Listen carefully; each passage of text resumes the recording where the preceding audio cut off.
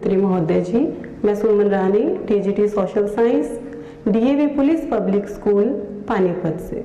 Sir, मेरा आपसे प्रश्न है कि नई शिक्षा नीति छात्रों को उनके कौशल को विकसित करने में नए अवसर कैसे प्रदान करेगी?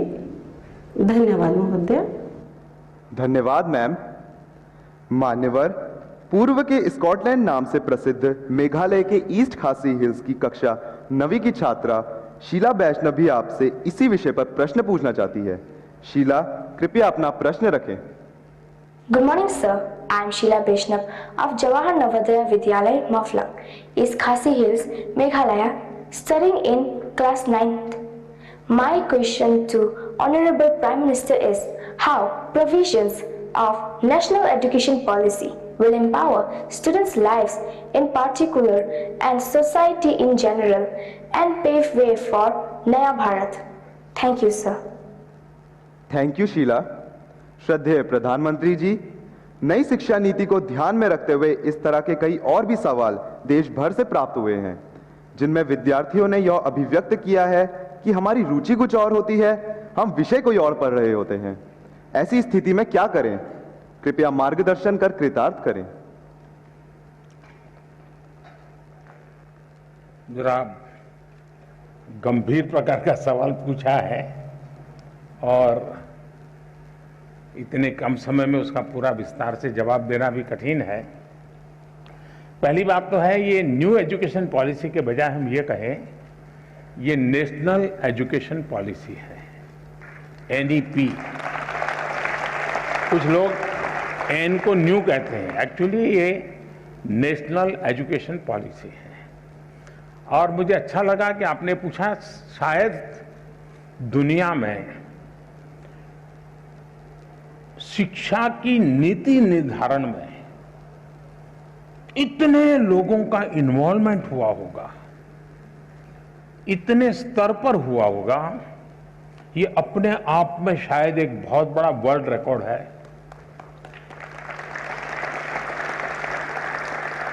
2014 से जब मुझसे इस कार्य के लिए आप सबने पसंद किया, तो शुरुआत से इस काम पर हम लगे थे।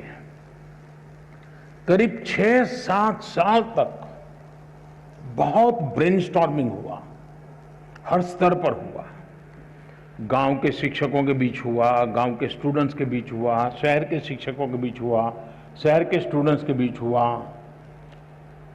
बॉयज स्टूडेंट्स ने कहा, गर्ल्स स्टूडेंट्स ने कहा, दूर सुदूर पहाड़ों में, जंगलों में, यानी एक प्रकार से हिंदुस्तान के हर कोने में सालों तक इस विषय पर ब्रेनस्टॉर्मिंग हुआ। उस सब के जिस तैयार किए गए और देश के बहुत ही अच्छे विद्वान, और वो भी आज के युग को ध्यान में रखते हुए जो लोग साइंस और टेक्नोलॉजी से जुड़े हुए थे, ऐसे लोगों के नेतृत्व में इसकी विशद चर्चाएं हुई। उसमें से एक ड्राफ्ट तैयार हुआ। उस ड्राफ्ट को फिर लोगों के बीच में भेजा गया और 15-20 लाख इनपुट्स आए। यानी इतना बड़ा एक्सरसाइज, इतनी व्यापक एक्सरसाइज, उसके बाद एजुकेशन पॉलिसी आई है। और ये एजुकेशन पॉलिसी को मैंने देखा है कि पॉलिटिकल पार्टी, सरकार कुछ भी करें तो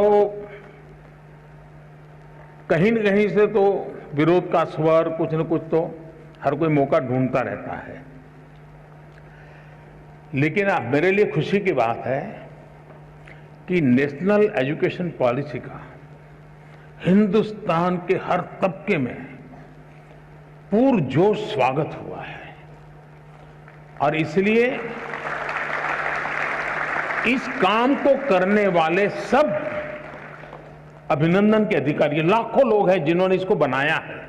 ये सरकार ने नहीं बनाया है, देश के नागरिकों ने बनाया है, देश के विद्यार्थियों ने बनाया है, देश के टीचर्स ने बनाया है और देश के भविष्य के लिए बनाया है।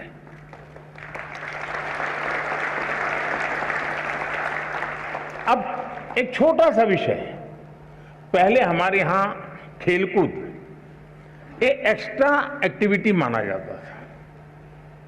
आपको जो 5वीं, 6ठी, 7वीं में पढ़े होंगे उनको पता होगा।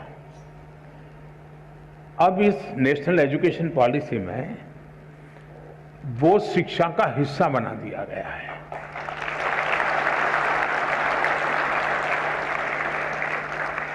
यानी खेलकूद, खेलना खिलने के लिए बहुत अनिवार्य होता है। बिना खेले कोई खिल नहीं सकता। अगर आप खिलना चाहते हैं, खुलना चाहते हैं, तो खेल जीवन में बहुत जरूरी है।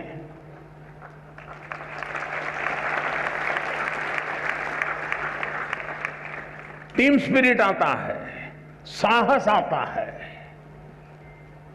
अपने प्रतिस्पर्धी को समझने की ताकत आती है। ये सारी किताबों में से जो सीखते हैं, खेल के मैदान में आसानी से सीख सकते हैं। लेकिन वह पहले हमारी शिक्षा व्यवस्था से बाहर था, एक्स्ट्रा एक्टिविटी था, उसको प्रतिष्ठा दी। अब आप देखते हैं कि परिवर्तन आने वाला है और इन दिनों खेलकूद में जो रुचि बढ़ रही है तो उसको एक प्रतिष्ठा मिली है। फर्क, मैं एक ऐसी चीज बता रहा हूं कि जो आपको ध्यान में आए। कहने के लिए तो मेरे पास बहुत सारी चीजें हैं। उसी प्रकार से क्या हम 20वीं सदी की नीतियों को लेकर के 21वीं सदी का निर्माण कर सकते हैं क्या? मैं आप लोगों से पूछता हूं। 20वीं सदी की सोच, 20वीं सदी की व्यवस्था, 20वीं सदी की नीति, इससे 21वीं सदी में आगे बढ़ सकते हैं क्या? जरा जोर से बताइए ना। नहीं बढ़ सकते ना। तो हमें 21वीं सदी के अनुकूल अपनी सारी व्यवस्थाओं को, सारी नीतियों को ढालना चाहिए कि नहीं ढालना चाहिए? अगर हम अपने आप को इवॉल्व नहीं करेंगे तो हम ठहर जाएंगे, और ठहर जाएंगे ऐसा नहीं, हम पिछड़ जाएंगे। और इसलिए भी वैसे बीच में समय जितना जाना चाहिए था उससे ज्यादा चला गया, उससे देश का नुकसान हुआ है। लेकिन अब जब हम पहुंच चुके हैं, अब जैसे आज हम देखते हैं कि कभी कभार माँ बाप की इच्छा के कारण, रिसोर्सेज के कारण, नजदीक में व्यवस्था के कारण हम अपनी इच्छा के शिक्षा के लिए आगे नहीं बढ़ पाते हैं, और सब प्रेशर के कारण और प्रतिष्ठा के कारण एक ढर्रे पर चले गए। हाँ, नहीं डॉक्टर बनना है।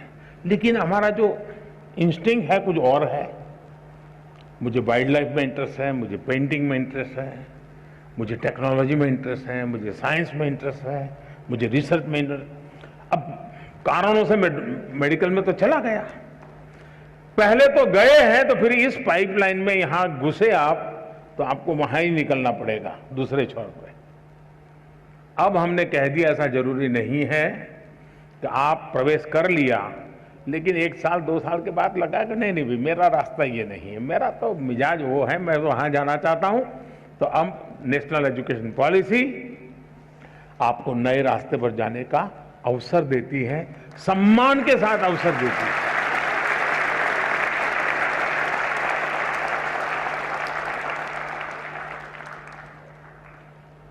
आज हम जानते हैं पूरी दुनिया में स्किल का महात्म्य बहुत बढ़ गया है। सिर्फ शिक्षा, सिर्फ ज्ञान का भंडार ये इनफ नहीं है, हुनर भी होना चाहिए, स्किल होनी चाहिए। अब इसको हमने सिलेबस का हिस्सा बनाया है ताकि उसका पूर्ण विकास के लिए उसको खुद को अवसर मिल जाए। खुशी हुई, मैं अभी एक प्रदर्शनी देख के आया। नेशनल एजुकेशन पॉलिसी का क्या रिफ्लेक्शन होता है वो छोटे से रूप में आज शिक्षा विभाग के लोगों ने रखा था। मैं शिक्षा विभाग को बधाई देता हूं, यानी बहुत ही प्रभावित था। आनंद आता था कि हमारे 8वीं 10वीं कक्षा के बच्चे 3D प्रिंटर बना रहे हैं। आनंद आ रहा है कि हमारे 8वीं 10वीं कक्षा के बच्चे वैदिक मैथमेटिक्स का ऐप चला रहे हैं और दुनिया भर के स्टूडेंट उनसे सीख रहे हैं। नंदिता और निवेदिता 2 बहनें में जो मिली, मैं बहुत ही सरप्राइज था। हमारे यहां तो इन चीजों को बुरा माना जाने वाला एक वर्ग होता है, लेकिन उन्होंने दुनिया भर में अपने स्टूडेंट खोज लिए हैं। वे खुद स्टूडेंट रहे लेकिन गुरु बन गए। अब देखिए उन्होंने टेक्नोलॉजी का भरपूर उपयोग किया है। टेक्नोलॉजी से वो डरे नहीं है, टेक्नोलॉजी का उपयोग किया है। उसी प्रकार से मैंने देखा कुछ स्कल्पचर्स बनाए हुए हैं, कुछ अच्छे पेंटिंग बनाए, और इतना ही नहीं, उसमें विजन था। ऐसे ही करने के लिए नहीं किया गया, मैं उस विजन को अनुभव करता था।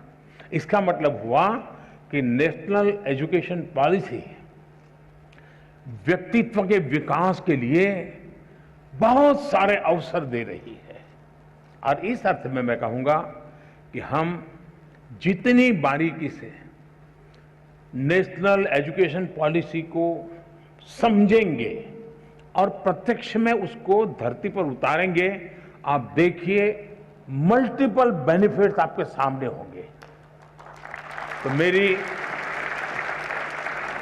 देश भर के टीचर्स को, देश भर के शिक्षाविदों से, देश भर के स्कूल्स से मेरा आग्रह है कि आप इसकी बारीकियों को जमीन पर उतारने के नए नए तरीके डेवलप कीजिए, और जितने ज्यादा तरीके होंगे उतने ही ज्यादा अवसर प्राप्त होंगे। मेरी शुभकामनाएं हैं